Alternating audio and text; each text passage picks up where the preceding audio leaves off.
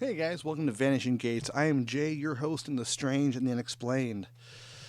Yeah, it's been a fun week in California. We had all those power outages that lasted all of 24 hours here. Didn't go anywhere. Wasn't impressive. There was a couple of fist fights at gas stations and one store broken into because that made all the sense. Dude, these guys stole lottery tickets. If you aren't prepared for a disaster, I would caution you not to steal lottery tickets because they'd be scanned.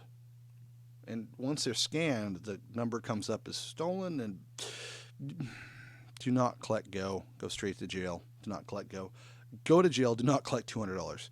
Good grief. I can't even speak today. Yet again, quite a constant with me. So, a couple things I want to say before we start the show, because we are in October, the season of miracles, where the darkness sets upon the land, and we talk of creepy things. But if you're into gaming and you have Mixer, you should follow these people on Mixer. Rain 1156, Country USA Guy, Aqua _Doc, Rainman 83, RANEMAN 83, The Angry Cherry, and of course, there's always one person that needs to use leet speak to get themselves above and beyond the fray. There's always one. In this case, it'd be our tech guy, Nick, out of Chicago. I'm going to spell it out for you because, it's just ridiculous, leet speak. That being the gamer, quote, the way they spell crap with numbers and letters. It's like algebra for tards. W1, CK3, DF, 4T, C4, T09, Wicked Fat Cat 09. Anyway, so follow them on Mixer, give them some love, tell them Vanishing Gates sent you. Also, a huge shout out to Tom Vlasis, the Paranormal Patriot. He has been such a great friend of the show. He has been promoting us, and I really want to reciprocate that because we might not have the same listener audience. We might not have the same people listening or watching. So give him some love. Check out his Facebook page. Go like it and tell him Vanishing Gates sent you. It would be awesome. He's a great guy. He's out of Michigan and has a really interesting show. You might not agree with the politics all the time, but who cares? It's fun. Another thing I want to say is Supernatural Shack. Check them out on Etsy. They're great people. They're out of Grants Pass, Oregon. Give them some love. So now we go into the meat and potatoes of things. The dark side of October. I'm looking around as though I have something to look at, and I don't. I do have notes, though. Back to notes. That's what Jay does. Anyway, I want to talk about the Bunnyman of Fairfax, Virginia. It's a great story. It's creepy. And let's see where it goes. So, the legend. During the Civil War, Fairfax took a heavy beating. Farms were raided, stores and homes were destroyed. Just prior to the war, there was a large boom of growth in industry. The area was doing pretty well. Luckily, after the war, there was another boom because during the war, everything got demolished. Troops were coming in and stealing crops and taking stuff out of stores. There was looting and vandalism. It was terrible. Much like if the lights went out in the city for too long here in Eureka. But more violent. Anyway, so after the war, the Civil War, of course, things got back on foot and people were moving back and things are doing well. There's prosperity again in the area. Well, with that prosperity, with that growth, there's an issue because the more people you add in the mix, the more problems come up. And apparently there was enough growth that they needed an asylum, an insane asylum, a lunatic asylum, a hospital, whatever you want to call it. It's basically a prison. Back then, it was not the nicest place to be. If you were not quite right in the head or deemed not quite right in the head back then, you were basically in like the worst situation you could be in. You'd be institutionalized, and those institutions were not great places to be. So this went on, and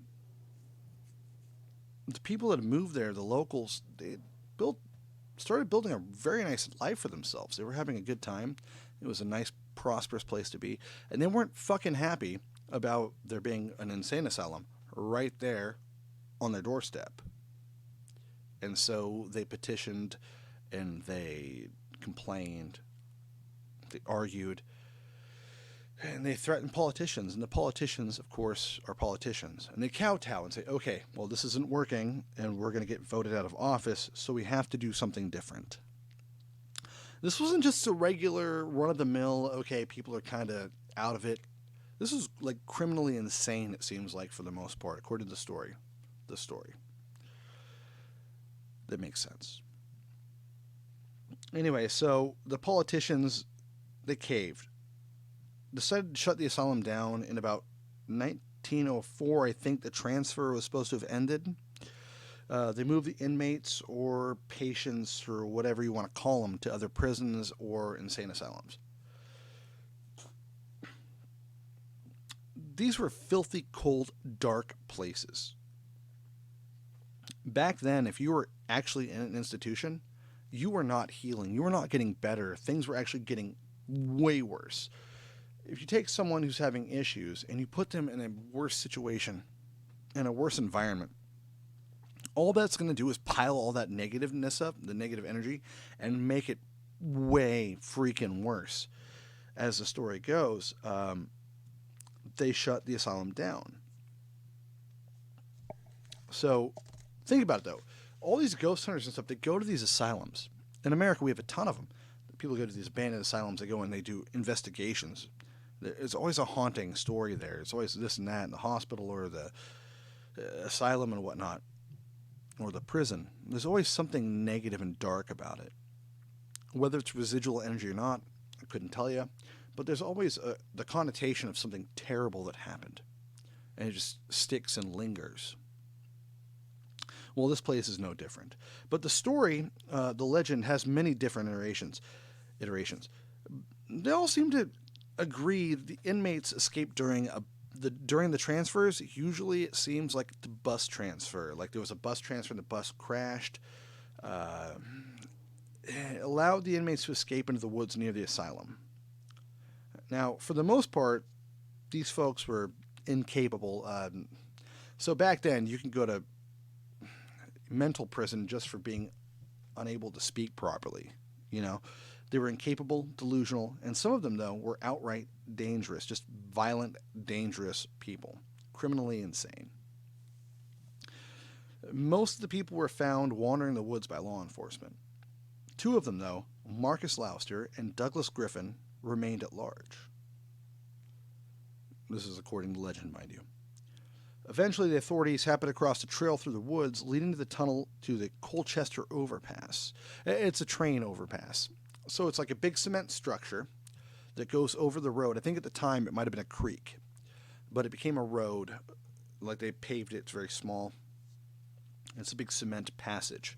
So trains go back and forth. There might be other vehicle traffic over it. I'm not sure. Should have checked that, but I didn't.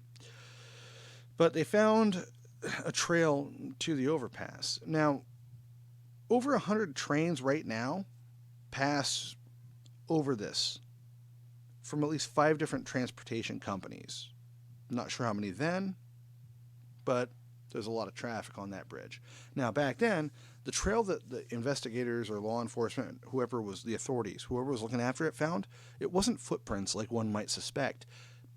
It was a trail of like rabbit parts, like rabbits being partially eaten and mutilated. Some accounts say half eaten, some say hung from trees. It was just a nightmare of rabbits. First of all, I don't know how many rabbits there are in that area, but that's a lot of freaking rabbits to make a trail. Or maybe they found one rabbit and it was just strewn about. But they came across the Colchester Overpass. As law enforcement made their way to the tunnel beneath the bridge, they made another disturbing discovery. I'm reading my own notes, guys. I apologize. Marcus Lauster had been hung from the bridge. So apparently he was strung up from this overpass in some fashion or another. Now, a note fixed to his foot was reading, "You'll never find me, no matter how hard you try." Signed, the Bunnyman. Now, I don't know, guys. There's many different tellings of the story. Who knows which one is accurate? Some versions of the story go on to say he was never apprehended. We're guessing Douglas. But rabbit carcasses are found hanging from trees. Again, that comes up later. Some say the police were on his trail as he darted up the bridge and was struck by a train, leaving only his ghost to haunt the area. So some people think the ghost actually continues to haunt the area and actually murder people. Other versions say he was a teenager that just loved Easter so much he donned a bunny suit before he murdered his entire family and then went to live in that area around the bridge. Story goes that on Halloween, should you happen to go walking through the tunnel at midnight, the Bunnyman might just grab you and hang you. The legend, of course, has continued, evolving with time for younger generations as all stories do.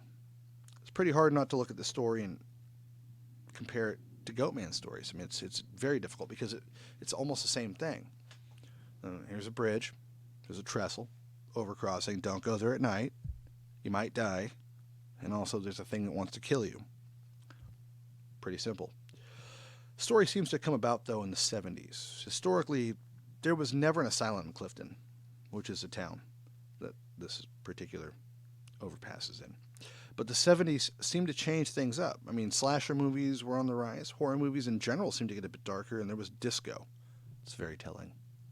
I'm reading my own notes again, just in case you didn't know I actually wrote that. Disco was more mortifying than slasher movies and whatnot. But there was definitely a darker era, it seems. Like it moved from like the 70s to the 80s, and things just got darker. In the 80s, it got a little lighter towards the end, a little darker in the 90s, and then even darker at the millennium. It seems like the storytelling shifts and changes and fluctuates. I'm not really sure. Interesting. That was a computer, not me, guys. Sorry. So, we know that there are things... We know that there is always some truth to fiction. We as humans don't just magically make things up. We aren't all that bright, I don't think, personally. Though our minds do work to warp and meld things. So, I'm not certain that we actually create anything new. As weird as that sounds, I think that we just kind of regurgitate the way our brain works. I think our synapses fire and we think of something and we make things work over and over and over. And sometimes we alter it a little bit. But we see things in life like, it's like the telephone game. You tell somebody something, they tell somebody something, they tell somebody something. And by the end, the story is almost completely different. But it's always based on fact. So, what's the macabre truth behind the story? There has to be something, right? I mean, I'm a big fan of Occam's razor. When there's multiple possibilities, I tend to lean towards the simplest answer as the likely answer. So, this came from a website. I can't remember what it was. I should definitely pull that up real quick. Hold on, so I give some love and credence. And I lost it already. Gosh darn it. I'll find it and cite it later. But on the 22nd of October, 1970, the Washington Post published a story about a man wielding an axe in a bunny suit in Fairfax. The story alleged that a young couple were sitting in a car in the 5400 block of Guinea Road. That's about 7 miles east of Colchester Overpass, when they were confronted by a man dressed in a white suit with long bunny ears. The man accused them of trespassing and proceeded to hawk a hatchet through the window of the car before he quotes, I gotta stop reading my own notes and just talk. Good grief. Skipped off into the night. Not long after, the hatchet throwing Bunnyman was seen again about a block away from where the first encounter happened. This time he was standing on the porch of a newly built house, hacking away at the roof support. Now, this actually made it to the Washington Post. And here's how the Washington Post reported it. Paul Phillips, a private security guard for a construction company, said he saw the rabbit standing on the front porch of a new unoccupied house. A new but unoccupied house. I started talking to him, Phillips said, and that's when he started chopping. All you people trespass around here, Phillips said, the rabbit told him as he whacked 8 gashes in the pole. If you don't get out of here, I'm going to bust on your head. Bust you on your head. Bust on your head. It's a whole different connotation. Bust you on the head. Phillips said he walked back to his car to get his handgun, but the rabbit, quote unquote, carrying the long-handled axe, ran off into the woods. Now, on Halloween in 2011, more than 200 people got rerouted during a 14-hour traffic checkpoint, as they tried to head to the site, which by then had been on a bunch of paranormal TV shows, most not realizing it's a heavily trafficked train bridge, and the road beneath dead ends and seems to be pretty tight in a pretty residential area, and people walk their dogs, and the residents don't want people just gallivanting around trying to find this stuff. It irritates people. Anyhow, it always seems fun to check out these sites, places where scary stuff seems to ooze from. But we often forget that just because, let's say, the Lutzes say they had an experience at Amityville, doesn't mean the current owners and residents have. We know there's at least one guy dressed in white in the very early 70s. He could have been wearing rabbit ears. Who knows? There's also stories he might have been a Klansman dressed in the KKK attire. You don't know. The first couple didn't get a great look at him, they said. So, what not? What not? The story's been spread even to DC and beyond, and people still talk about it. It gets told around the campfire, at sleepovers, and wherever else these tales are told. I mean, this is like a common thing. You scare your friends with it. I remember talking about Bloody Mary when I was a kid. These legends get passed around, but what's behind it, you know? The escape was something like 114 years ago, and Douglas would have been at very least in his teens. The man in the 70s incident has been said to be anywhere from the 20-year-old to 40-year-old range. Is this just an urban legend? Is there something lurking in the woods around Colchester Overpass? Perhaps Douglas did get hit and killed, and his ghost haunts the area. Or maybe there was already something there, something dark, something that grips a person deep in the soul. And there's another page I have to turn to. I know, I'm ruining this for you guys, sorry. He drives him slowly, crazy.